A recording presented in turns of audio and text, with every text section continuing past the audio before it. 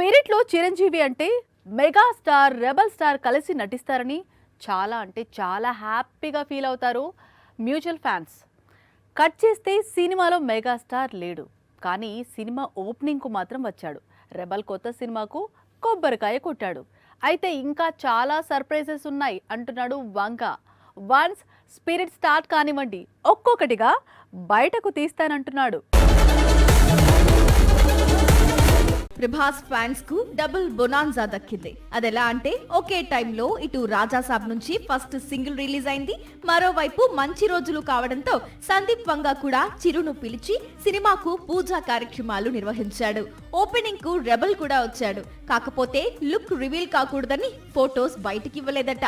ఇక ఈ cinema shooting month end నుంచి లేదా డిసెంబర్ మొదటి వారం నుంచి షూటింగ్ ప్రారంభమయ్యే అవకాశాలున్నాయి. ఈలోపు ఫౌజీ మూవీకి సంబంధించిన షూటింగ్ కంప్లీట్ చేసేందుకు మైసూర్ వెళ్లాడు ప్రభాస్. స్పిరిట్ లో హీరోయిన్ గా తృప్తి దిమిరి నటిస్తోంది.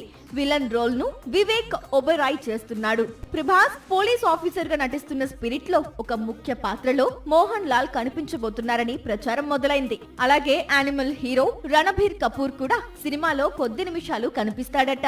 మొత్తంగా స్పిరిట్ సెట్స్ పైకి వెళ్లక ముందే సెన్సేషన్ సృష్టిస్తోంది. సాక్షి టీవీ ప్రసారాలను నిలిపివేయటం చట్టరీత్యా నేరం. సాక్షి టీవీ ప్రసారాల కోసం మీ స్థానిక కేబుల్ ఆపరేటర్ను వెంటనే సంప్రదించండి. డిటిహెచ్ లో, ఇంటర్నెట్ లో కూడా సాక్షి టీవీ ప్రసారాలను వీక్షించవచ్చు.